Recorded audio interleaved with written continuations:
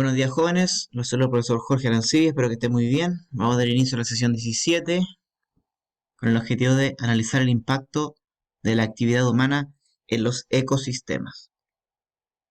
Vamos a ver cómo el ser humano puede generar efectos negativos en lo que son los ciclos biogeoquímicos que vimos anteriormente: ciclo del carbono, ciclo del nitrógeno, del fósforo, del oxígeno, etc. Primeramente, tenemos que señalar como acción antrópica cualquier acción que realiza el ser humano sobre los ecosistemas. Cuando hablamos de antrópica, hablamos de el ser humano, acciones que realiza el ser humano sobre el ecosistema. Y las principales consecuencias de la actividad humana o antrópica son la alteración de estos ciclos biogeoquímicos, ciclos de la materia que vimos anteriormente: nitrógeno, carbono, oxígeno, fósforo, etc. Y el proceso de bioacumulación. Primero vamos a ver la alteración a los distintos ciclos biogeoquímicos y cuáles son los efectos negativos que genera la actividad humana.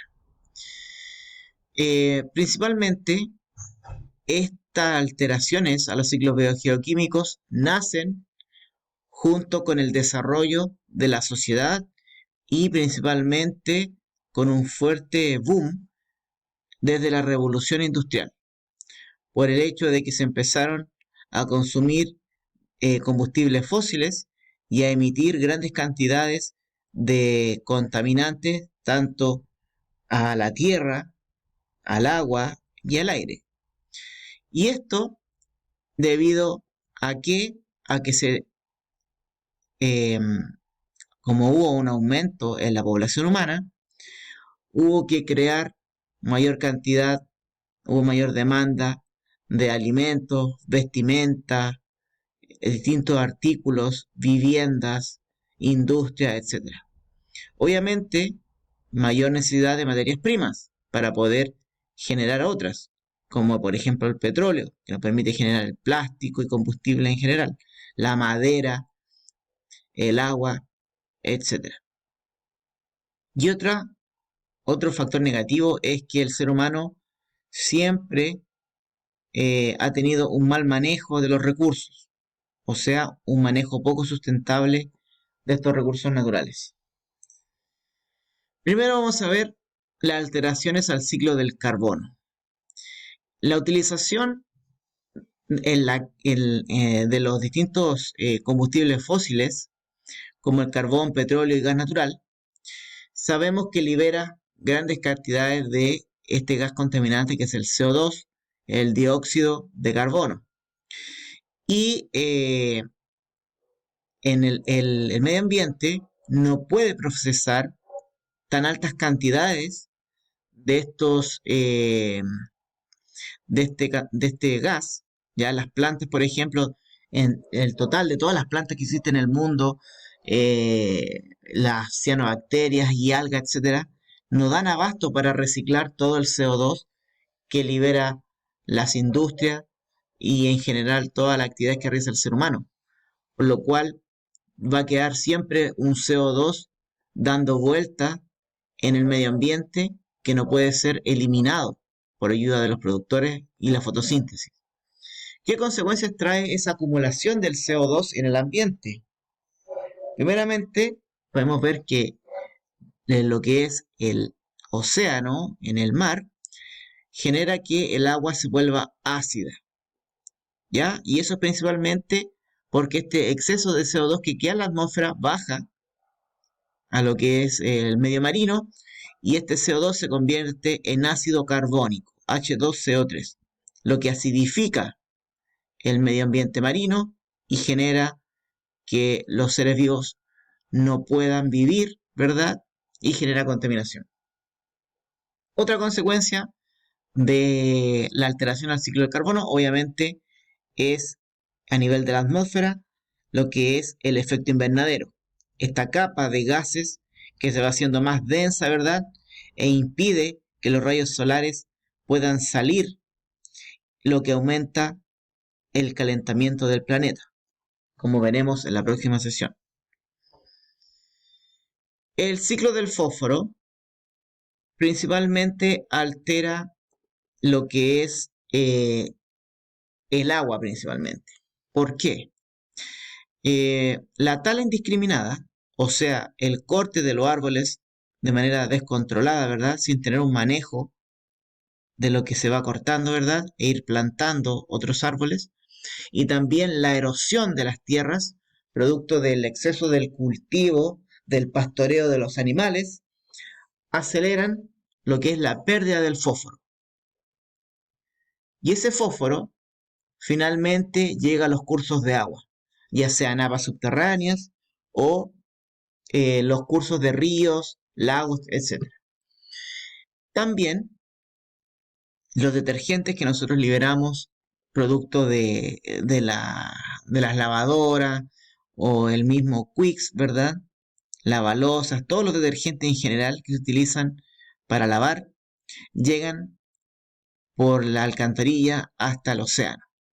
Y también el exceso en lo que son el uso de fertilizantes causan acumulación de fósforo en el suelo que finalmente llega a los ríos y lagos. Y ahora, ¿cuáles serán las consecuencias del efecto del aumento principalmente del fósforo y también del nitrógeno en los ecosistemas acuáticos? Es el proceso de eutrofización. ¿En qué consiste el exceso, o sea, la eutrofización? Al acumularse el fósforo y el nitrógeno en el agua, permite un exceso exacerbado de lo que es el moho y las algas marinas que se crían en la superficie del mar. Entonces, lo que sucede es que estas algas, que como se ven aquí estas capas verdes, que se crean por el exceso de exceso del fósforo y del nitrógeno, van generando una capa que no permite que la luz solar llegue a la profundidad del mar o del océano, por lo cual las algas no van a tener luz para realizar fotosíntesis y van a morir. Y eso también va a generar que los animales que dependen de las algas tampoco puedan subsistir, por lo cual van a morir.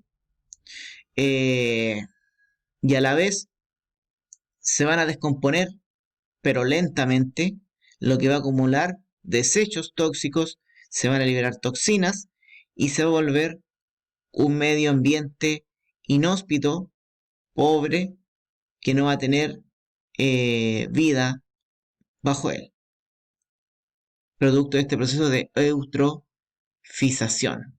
Y al final van a terminar muriendo todos los seres vivos bajo esta capa de algas que crecen en exceso por el aumento del fósforo y nitrógeno. Otra causa, ¿verdad?, de la alteración del fósforo, del ciclo fósforo, es la pérdida del fósforo en el suelo, ya que el fósforo tiene que mantenerse en el suelo para que sea incorporado por los productores, las plantas, ¿verdad? Y pueda pasar después a los herbívoros, carnívoros, etc. Pero producto del exceso de la erosión, ¿verdad? Y de que del fósforo finalmente llega a los cauces del agua, es que se pierde el fósforo. Entonces así, ese fósforo, entre comillas, se sale del ciclo y permanece en el fondo del océano durante millones de años, generando pudredumbre.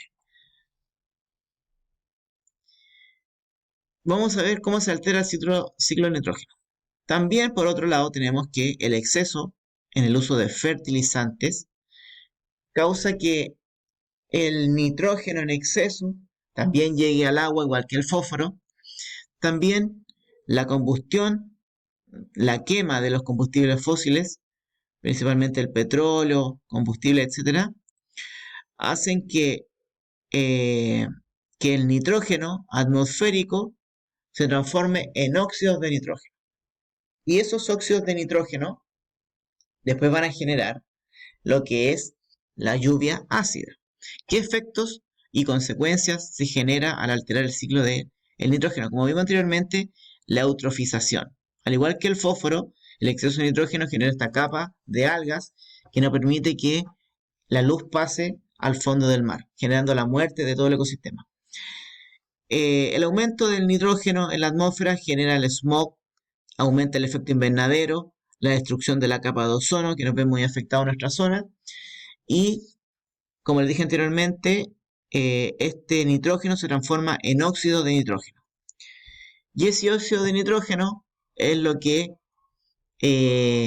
forma parte de la lluvia ácida. La lluvia ácida está formada por óxidos de nitrógeno y también ácido nítrico y ácido nitroso, que van a acidificar, van a hacer más ácida el agua de la lluvia, y esta agua obviamente después va a llegar al suelo, y esta agua va a ser un agua en sí tóxica que va a dañar la vegetación. Por otro lado, el otro efecto es la disminución de disponibilidad de minerales en el suelo. La acidificación del suelo altera otros minerales que pueden servirle a las plantas principalmente dentro del proceso de la fotosíntesis, como son el zinc, el cobre, el hierro, etcétera. La planta utiliza todos estos minerales para la fotosíntesis, y el aumento de lo que es el nitrógeno en el suelo altera a los otros minerales, ya que no van a estar disponibles para la fotosíntesis de las plantas. Otro proceso importante, terminando lo que era el tema de la alteración de los ciclos biogeoquímicos, es la amplificación biológica o bioacumulación. Se define como el proceso por el cual los seres vivos alcanzan niveles más altos de los contaminantes en sus tejidos que en el medio ambiente en el que viven. Por ejemplo, aquí tenemos un ecosistema marino que es contaminado por una sustancia que se llama el DDT. En el medio ambiente, el DDT se va a encontrar en bajas cantidades. Los productores van a incorporar este contaminante, el DDT, aquí se ve 0,04 porciones por millón que tienen los productores, algas, plantas, y a medida que avanzamos en los niveles tróficos, los consumidores primarios van acumulando mayor cantidad de esta DDT, los consumidores secundarios van aumentando la concentración, las aves marinas van aumentando la concentración. ¿Por qué se aumenta la concentración en el cuerpo de los seres vivos? Porque estos contaminantes no son metabolizables, no se pueden eliminar del cuerpo, son liposolubles, o sea, pueden entrar fácilmente a sus células, y además los seres vivos no los pueden eliminar, por lo cual se acumulan.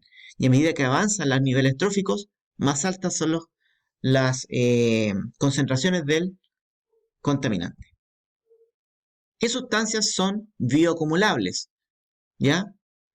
Los metales pesados, principalmente que se encuentran naturalmente en la corteza terrestre, pero producto de este proceso van aumentando, como el mercurio, el plomo, el cromo, el cadmio. Y también los plaguicidas, que son sustancias para eliminar plagas, ¿verdad? Insectos. También tenemos los herbicidas, los fungicidas para eliminar hongos, y los insecticidas para eliminar insectos. Son sustancias bioacumulables que se van a incorporar en el tejido de los seres vivos en mayor cantidad que en el ambiente. En algunos lugares está prohibido por sus efectos negativos. Y para terminar, la huella de carbono. La huella de carbono es una manera de medir las emisiones de gases invernadero producidos por la distinta población mundial. Y esta huella nos indica, ¿verdad?, con los círculos y esferas más grandes, los países que emiten mayor cantidad de gases de efecto invernadero o los países más contaminantes.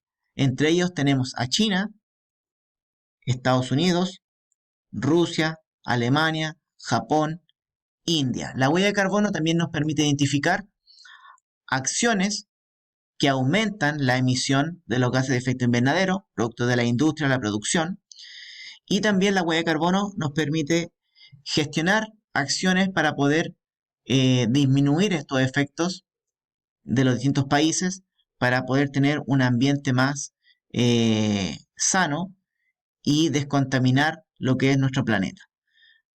para hacer también uso eficiente de los recursos. Así que les dejo el material para que lo vean. Saludos.